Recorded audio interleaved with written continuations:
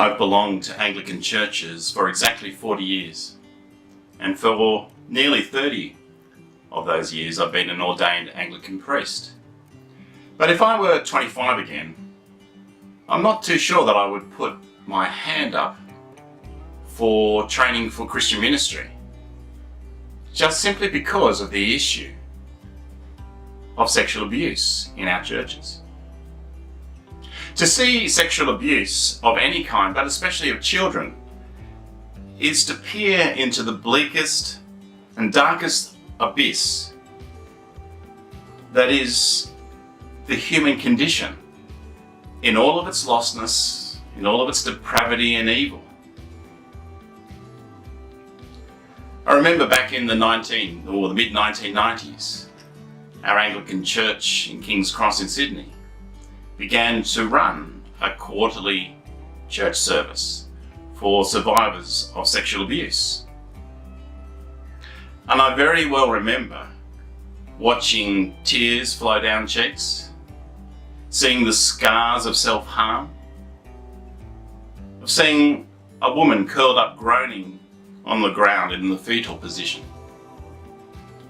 of seeing the years of fear and anxiety etched into faces, of hearing stories of confusion over sexual orientation, hearing people's stories of struggles with their drug addiction or sex addiction or their prostitution, or just simply others talking about their own desperate need to have control and order in their lives. But the one thing that all of these people had in common was that they were survivors of sexual abuse. And it deeply pains me that instead of always being a safe haven of healing, that some of our churches were instead places of sanctuary for abusers. And when we started that quarterly service all those years ago for survivors of sexual abuse, we knew that because it was a publicly advertised church service, that there was a chance that it might possibly attract some unknown abusers into our midst. Well, after we had that very first service, we put on this wonderful spread, this afternoon tea in a cuppa in the church hall.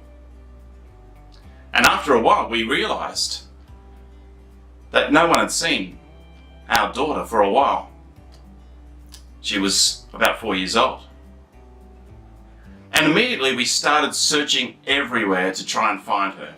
People ran and dispersed in every direction. We searched the toilets, we searched the grounds, we looked over near the swings. She wasn't on the church grounds to be found, so we went further afield. Somebody ran the 5-minute walk to our home to search there. Somebody else ran in the other direction, down another street, and someone else ran down to the police station at King's Cross to notify them.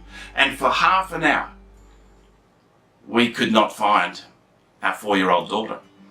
And we began to fear the absolute worst, that somebody had kidnapped her. Well, we did find her. We found her curled up asleep on the stage behind the curtain after about half an hour. But that searing pain of anguish that we experienced just for a moment, it continues on in the lives of those families and children who have been abused, for those children who have been interfered with sexually, for those families who have had their trust betrayed. And when the unthinkable happens, when there are no words of comfort possible, there is only one response. That is to cry with those who cry, to weep with those who weep, to mourn with those who mourn, to lament with the victims and survivors of sexual abuse. And when we cry, weep and mourn and lament, our tears are directed to the God who sees everything and knows everything. The God who holds each of us in the palm of his hand. And for me back then, the greatest sign of hope that I saw was to see the survivors of sexual abuse coming together to worship God in a church service, who, despite all of their various backgrounds and hardships and circumstances, and through the course of their lives, they still came together to seek God's help, to seek God's healing, to seek God's salvation. And really, this is what this season of Lament is all about.